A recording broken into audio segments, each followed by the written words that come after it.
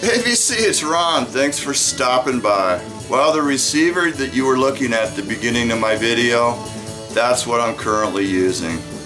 Yeah, my old vintage Pioneer has got a problem. And it started getting this massive crackling in the left channel. And that was with the control volume all the way down. So I had to take it in the shop. He cleaned it, but that didn't cure it. So he thinks it might be a couple transistors. He ordered some transistors. This was a couple weeks ago. I haven't talked to him. But yeah, it's been in the shop for over a month, so it's an old guy working on it. You know, he's taking his time on it, I'm sure. He's by himself. But yeah, I hope he can fix it. But anyway, I picked that one up at the Goodwill last week, and they had $20 on it. But I had 25% discount on top of that, so I got it for $15. So that's like a $50 receiver, easy right there. So it works great, sounds excellent, and can't complain about that at all.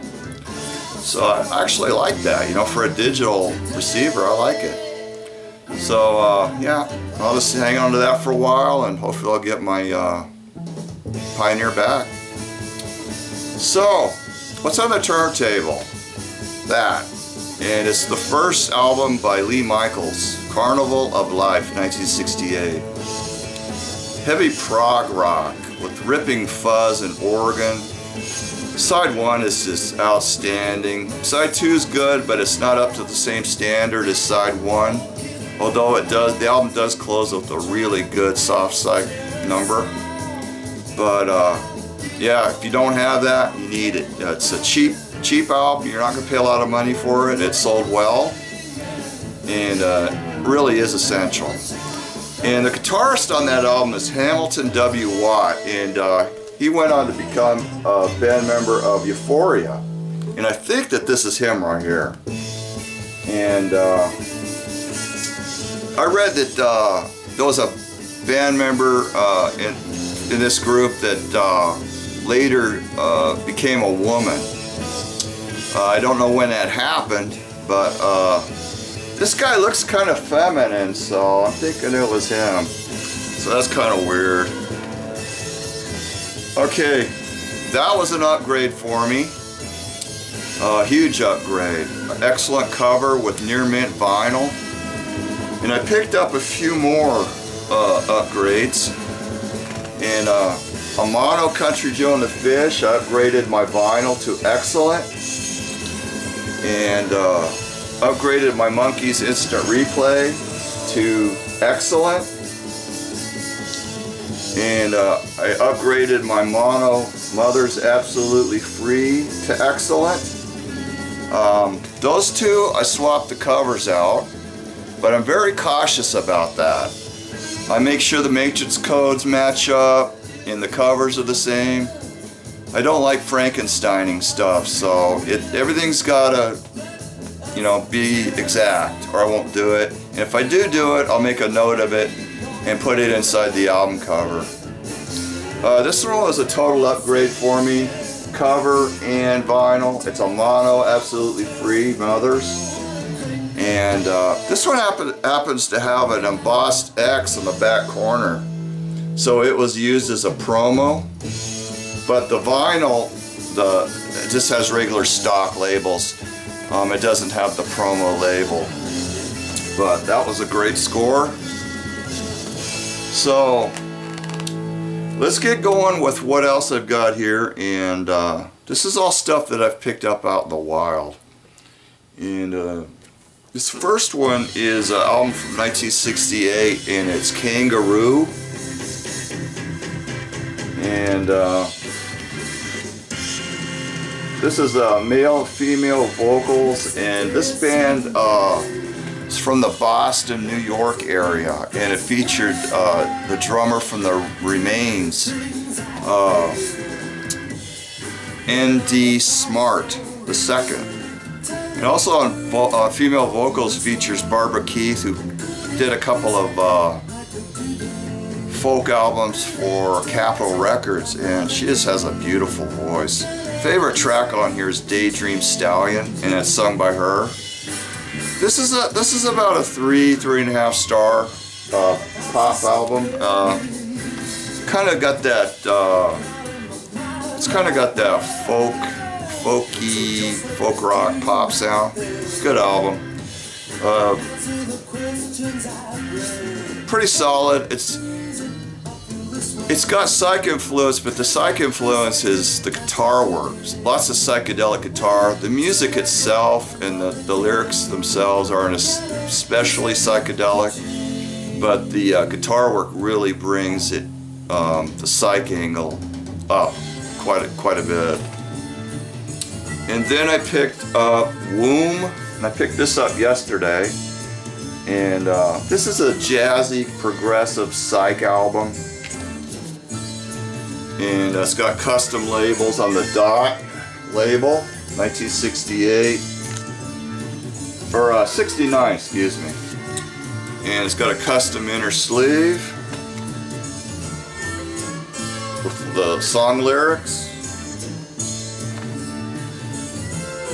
So this is a really good album and well worth investigating. They have one further album after this one, which I've not heard. And yeah, there's one track on here closes the album, and it's a death rock song, and it's called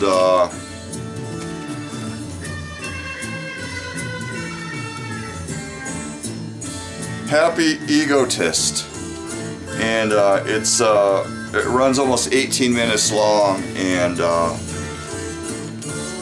that's a pretty tripped out wild song with the guitar freak out in the middle, and over the top death rock lyrics about being in an auto accident while being on drugs.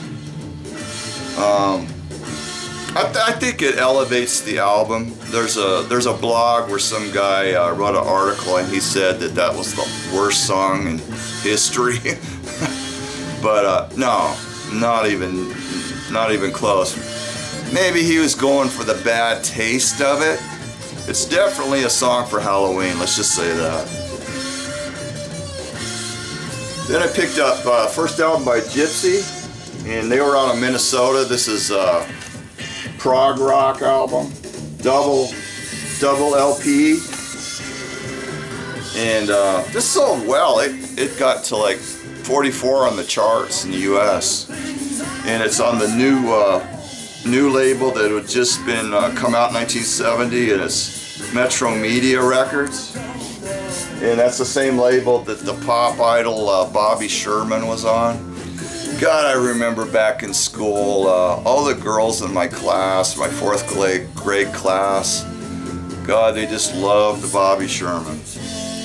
But yeah, this is a good album. It's kind of got Crosby, Stills, Nash vocals, harmony vocals, outstanding guitar work, and this band was really tight. And ratings are mixed on that one. Some say that one's the best album. Some say it's the second album is the best one. But they only had 3 albums. They were originally known as the Underbeats, pop rock band in the 60s, and they had a couple singles on the famous Soma label. Here's Skin Alley, and I got this sealed, and I opened it before I left the store to make sure that it wasn't warped, and it was fine. Great copy, great US copy, and it's on the Stax label, which is kind of weird because that's a soul label, and I guess Stax was trying to expand their audience a little bit and go into the rock direction. Yeah, this is UK heavy prog rock, and some of the heavy stuff works the best compared to the soft proggy stuff. But good album. I think that's their 3rd album, and it's their first one to be released in the United States. Skin Alley, two quid deal. Hideous cover, but the music that lies within is quite good. Then I picked up Grape Jam, Moby Grape, and I've been wanting this one for a long time. And I found a near mint vinyl copy of it. And this is the free album that came with the WoW album. They sold this one and WoW together as a special package. And then I picked up 10 Years After, 1969, and man, this is just so good. The guitar playing on this, needless to say, is just stellar. And this has got a gatefold. So this is the third one, and I got the first 3 10 Years After albums now. Then I picked this up. This is a reissue that just pretty recently came out. And it's a reissue of a German-only album that came out by The Creation. We Are Paintermen.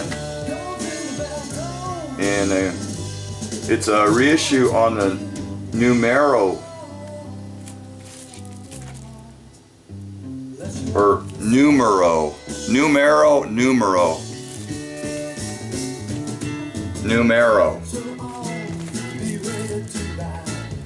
So let me get the hype sticker here. I don't know if you're going to see it, it's probably going to be hard to read. But it's pressed on pink vinyl, hot pink vinyl. And domestic pressing. And there was 3 songs on here that I did not have. Cover version of Cool Jerk, cover version of Like a Rolling Stone. And then there was another song on here that I had in stereo, but I didn't have it in mono. This has the mono. Even though this says stereo, this album is completely mono. Then this one I've been wanting for a long time, and it's Nas Nomad and the Nightmares. And this is actually The Damned in Incognito. And this album came out in 1984 on Big Beat Records, and which is a British label, but this is a German pressing. And it's in near mint condition, so original, so I was really happy to get this.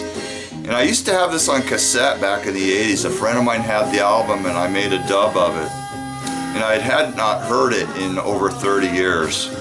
So it was great to hear this again. It's all garage site covers from the 60s.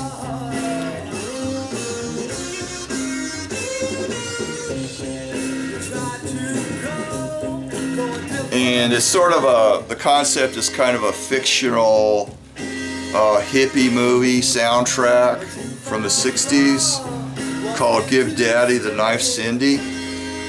And yeah, some of it works really well, and some of the choices I think they could have done better on, but good album. Then I picked up an older Black Angels album, Directions to See a Ghost, and this came out about 11 years ago, and it's triple vinyl.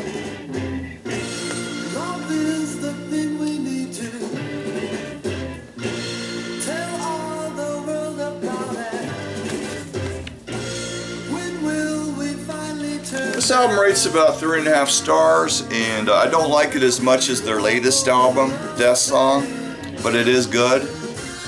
And it's on black vinyl, Light in the Attic Records.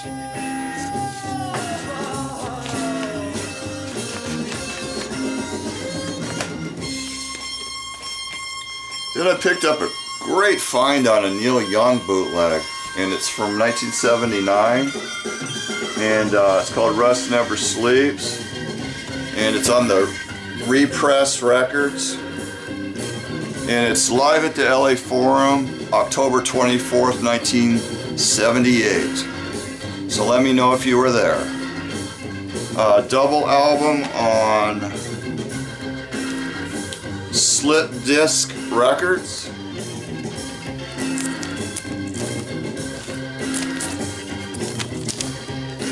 And excellent condition, $7. I mean, that's like a $30 boot, easy, easy. So that was a good find, and really sounds good. Soundboard, good sound. So that was a great addition to my Neil Young bootleg collection. Okay, a few more. Picked this up at Goodwill for $1, and it's a promotional CD, Stan Ridgeway. I Want to Be a Boss, and this came out in 1991 off of his 3rd solo album. He was originally the frontman for Wall of Voodoo, and you may remember Mexican Radio. And check this out. It's autographed by Stan on the disc sleeve. It's like a cloth fiber sleeve, and it's signed, and I checked his signature online, and that's definitely his signature. So you can't beat that for $1, and the disc is clean too. It's got the album version and the edit version. Then I picked up this picture disc, and it's got the original vinyl sleeve. Well, actually, I had the vinyl sleeve. When I found the record, it was in a paper sleeve. So it doesn't have any discoloring or marring to the picture disc due to the vinyl sleeve. So that's a plus. That's one of the reasons I got it. So I mean, it was cheap for $5. I mean, I grabbed it. It's got Planet Claire on it, which is my favorite B-52 song. And the B-side is There's a Moon in the Sky. Yeah, I saw B-52s in '82 at the US Festival in California.